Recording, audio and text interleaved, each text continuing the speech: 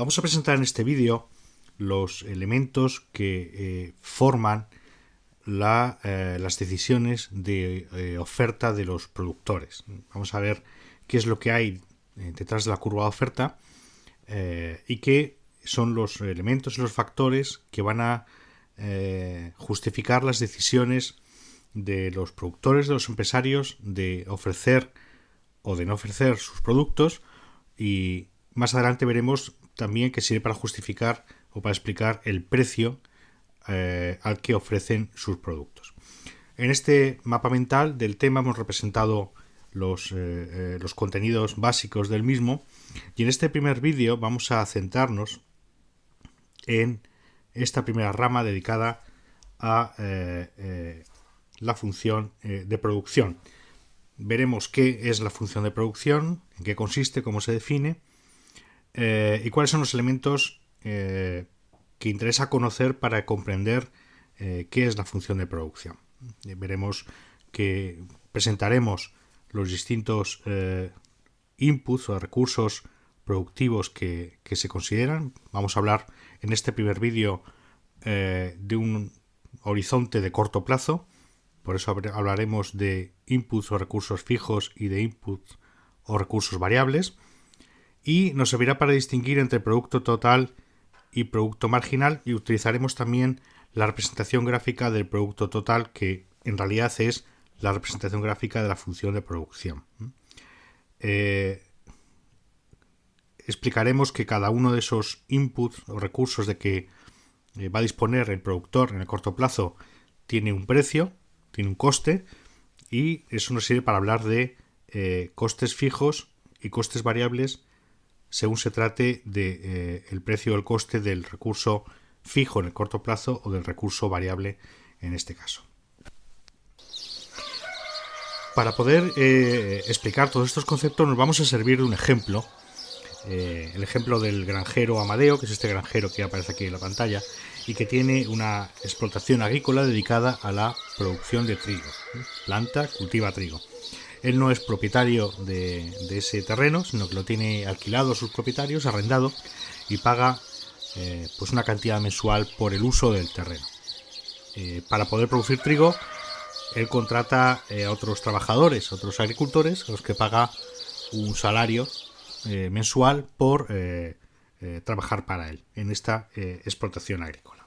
Bien, vamos a definir la función de producción. La función de producción no es más que la relación que existe entre los factores productivos, los recursos productivos que se emplean y el resultado que se obtiene, el producto que se obtiene. Eso es la función de producción. La relación entre factores de producción y el producto que queremos obtener.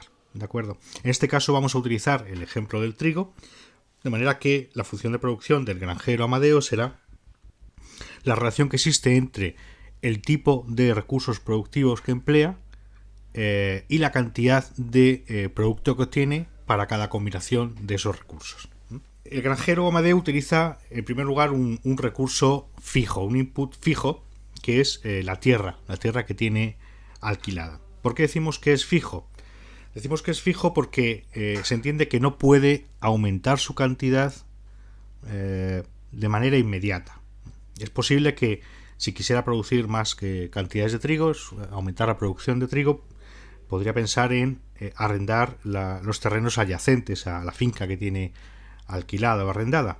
Pero a lo mejor eso no es posible, porque a lo mejor ya está alquilada por otros granjeros, o a lo mejor no está disponible para ser arrendada. Entonces tiene que esperar a que esas circunstancias cambien. Por tanto, los factores fijos de producción, los inputs fijos, se definen normalmente por ser aquellos cuya cantidad no se puede modificar fácilmente, de manera inmediata.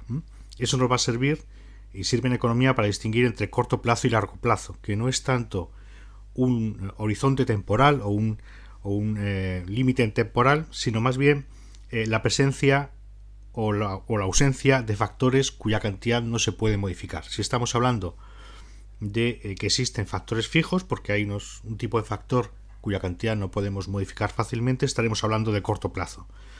Mientras que en el largo plazo se entiende que es ese periodo de tiempo o esa circunstancia en la que cualquier recurso se puede modificar. La cantidad de cualquier recurso se puede modificar, de manera que ya no estamos considerando fijo a ningún recurso. Por tanto, esto nos sirve para presentar el primer input, es el input fijo, que es la tierra que cultiva el granjero Amadeo y que tiene arrendada a su propietario. Paga 500 euros al mes.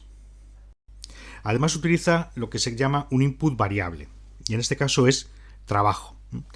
Es variable porque puede aumentarse fácilmente su cantidad. El granjero Amadeo puede contratar trabajadores pues casi de un día para otro. El input variable aquí es el trabajo, no los trabajadores, sino el trabajo como recurso que poseemos los trabajadores. Y por el uso de ese recurso paga 300 euros al mes a cada trabajador. Por tanto, ya hemos presentado input fijo, en este caso el terreno que cultiva el granjero Amadeo y que no puede modificar con facilidad, por eso es un recurso fijo y nos permite hablar de corto plazo, y inputs variables como es el trabajo, factor trabajo. Hay otros inputs variables como puede ser la electricidad que emplea, el agua que emplea, el abono que emplea, etc. Bien, pues con estos recursos, estos factores productivos, y nos vamos a centrar en qué ocurre cuando el granjero Amadeo aumenta el número de trabajadores como propietarios del único recurso productivo variable o factor variable de que dispone. Vemos que en esta tabla representamos las toneladas de trigo al mes que podría obtener en esa explotación agrícola el granjero Amadeo utilizando distintas cantidades de trabajadores como propietarios de factor productivo variable. Vemos que si utiliza un trabajador obtiene 100 toneladas de trigo al mes.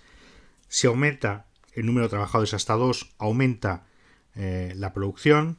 Si aumenta hasta 3, aumenta hasta 240, 4, 280 y así sucesivamente hasta el 7 trabajadores, que producirían 340 toneladas de trigo.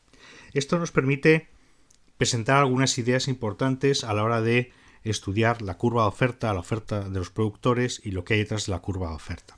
Y una primera es que en el corto plazo y cuando hay, por tanto, recursos fijos de producción, factores fijos, para aumentar la producción del bien o del servicio de que se trate, solo puedes lograrlo aumentando el factor variable. Solo puedes aumentarlo, como en este caso, aumentando el número de trabajadores. Si aumentas de 1 a 2, pasas de 100 a 180, de 2 a 3, de 180 a 240. Una segunda idea es que aumentando el número de trabajadores, aumentando la cantidad de factor variable de producción, siempre aumenta la producción, pero si te fijas, nos fijamos en esta columna de la derecha, vemos que aumenta, pero aumenta cada vez menos. Siempre aumenta, pero aumenta cada vez menos. Aquí hemos representado gráficamente esa tabla, los datos de esa tabla.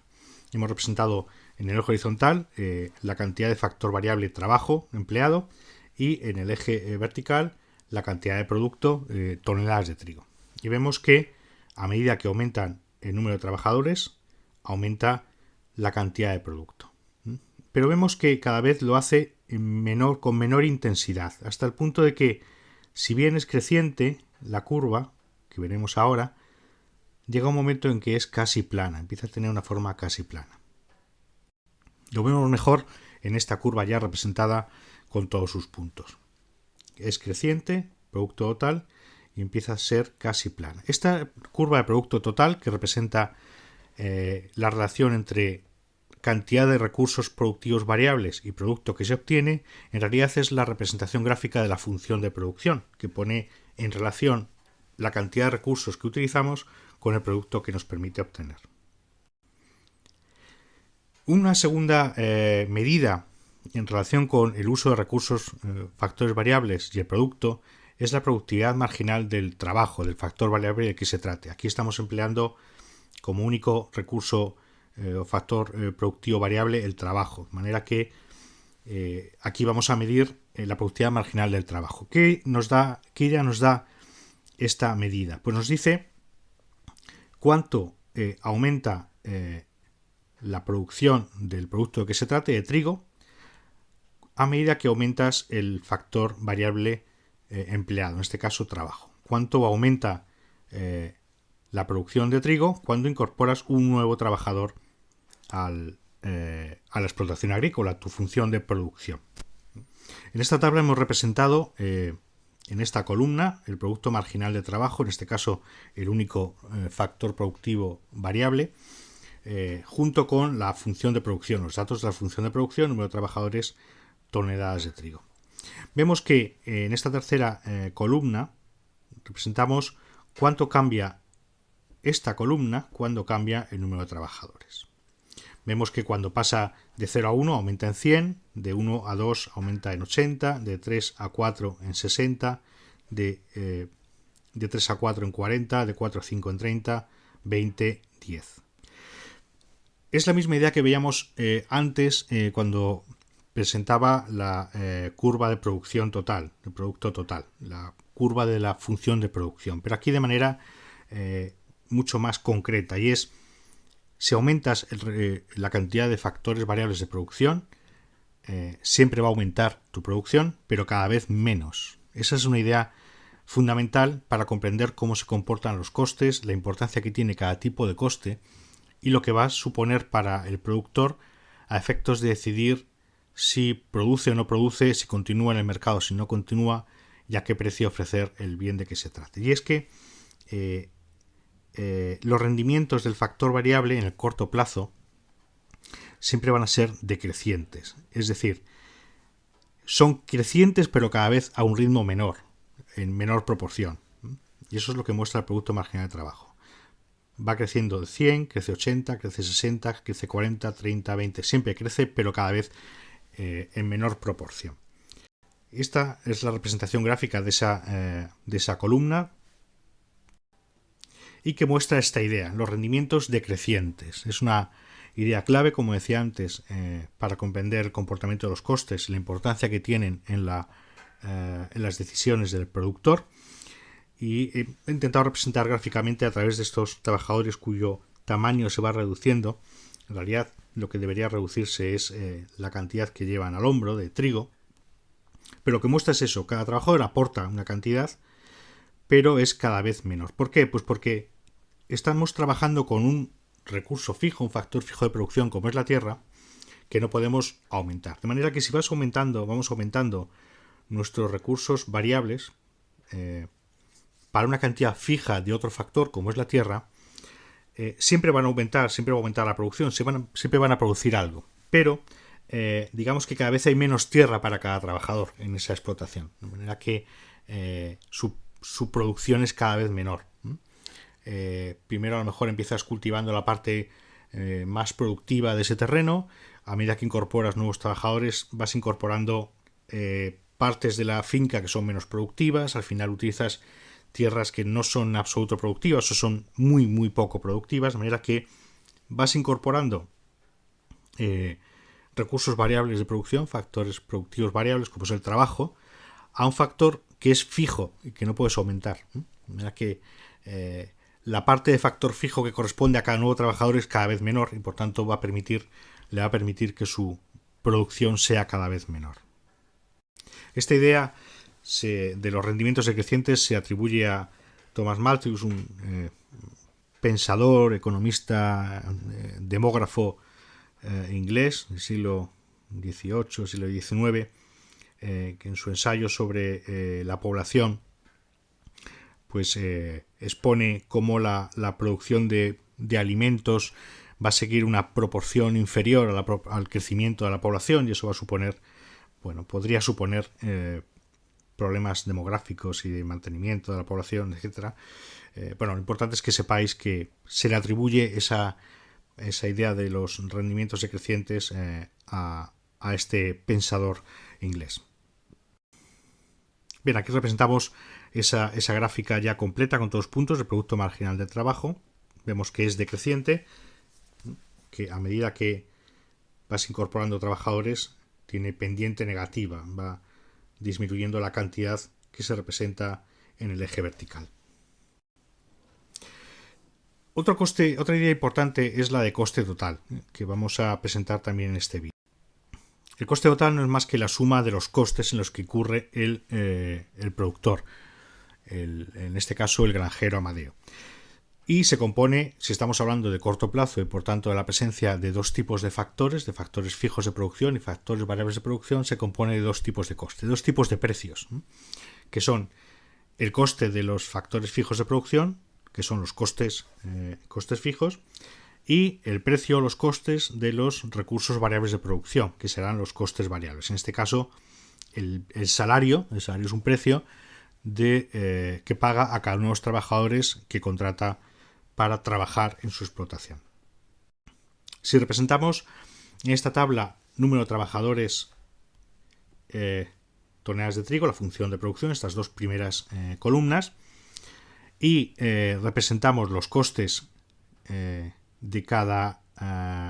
los costes variables para cada nivel de producción y los costes fijos para cada nivel de producción, podemos obtener los costes totales.